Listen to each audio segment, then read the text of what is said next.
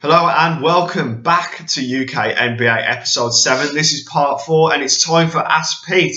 How are you doing, Ask Pete? I'm doing brilliantly, yes. It's like Ask Jeeves only. It's just better. Basketball. Just better. Yeah, exactly. Yeah. Last week, you'll remember, Pete got 5 out of 7 on these questions. This week, he's aiming for one better, or even can you get a full house? I think I can get a full house, yeah.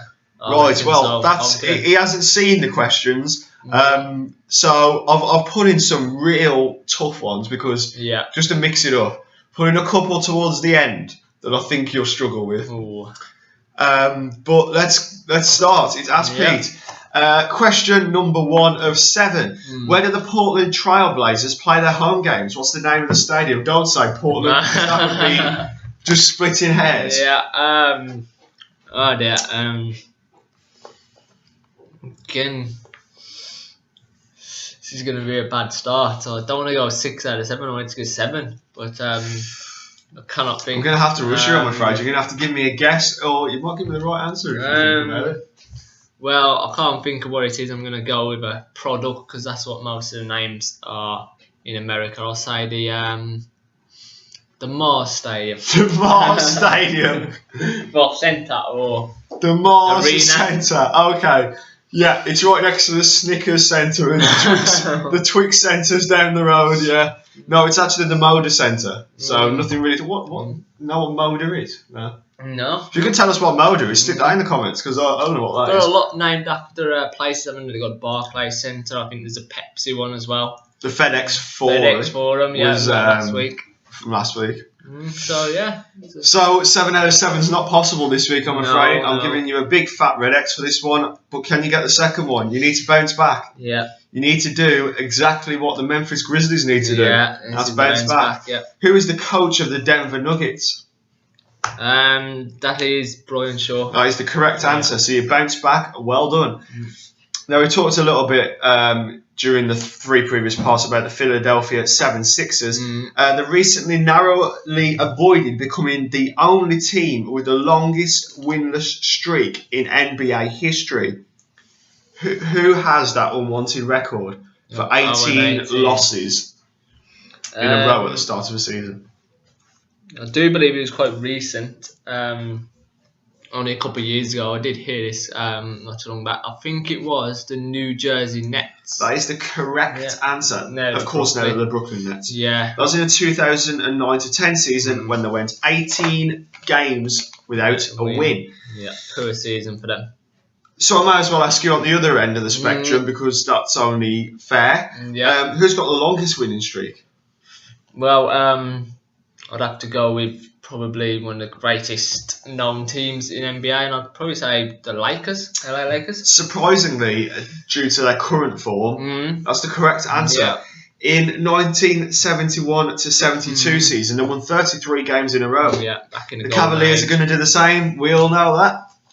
Well, if you remember, because that's the way I remembered it, because 2 years ago it was that the Miami Heat with LeBron James were going for that record. They were potentially very close at the time, and then they lost to Chicago Bulls.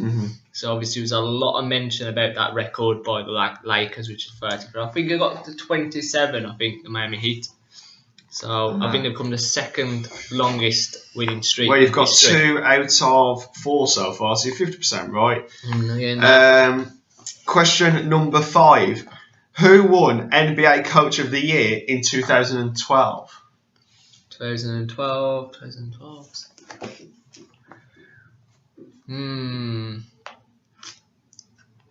I don't think it was Spoelstra for the Miami Heat. So I'm going to say probably the man who's probably won more than anybody at the moment. That's Popovich. Greg Popovich is the correct answer for the San Antonio Spurs. Yes, he did win Coach of the Year in 2012. Question number 6 is very tough. So it'll be interesting if you can get this one right. In what year did the NBA first become the Association of Basketball in America? Oh dear. That is a tough I'm looking for an exact year, but I will be fair. Because I am fair. Yeah. And you've got to be sporting on UK NBA. And I'll give it you within 3 years. So if you get it 3 years before or 3 years after, I'll give you the point. Okay, then that puts a little less pressure on me, but Trying to think back as you try to think about when like they really started out in Minneapolis Lakers were one of the first teams to be winning championships, and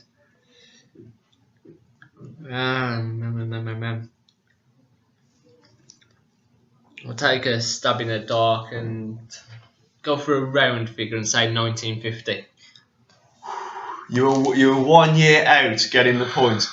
The correct answer is 1946. Oh, yeah, I would never. So that's a stinker. Yeah, let's just go a quick run through of what you got so far. Right, you got the Brian Shaw one right. You got the New Jersey Nets record. Yeah. Correct. You got the win in a row, the wins in a row, correct, that's 3. You got Popovich, correct, that's 4. So far you got 4 out of 6. Can you equal your score last week? With this question, this is another tough one. As always, play at home. Your final question of 7 is: who is the smallest player in NBA history?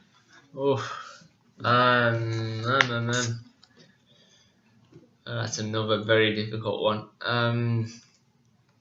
I'm pretty sure it's going to be a long way back when this player was about, because obviously the athleticism is a lot different now, but I'm probably going to go for the only player who I know is probably the smallest in the league right now, and that's Nate Robinson.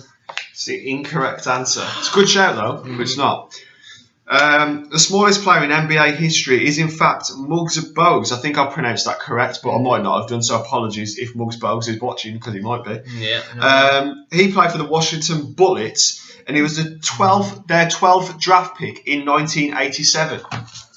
So we are looking a far way back, and out of 7, Peter Wells, you scored 4. That's 5 days, isn't it? So gonna have to do some research. He's gonna have to do some research and hope that next week on UK NBA he gets more. And of course, tell us what you think. If you've got a question for Pete, that'd be even better. Send that to me on Twitter. Don't send it to him because you know the answers. That's a bit pointless. Don't put it in the comments because he'll find out as well. So that's it. That's the end of part 4. Question time's finished. Thank you very much. Thank you very much.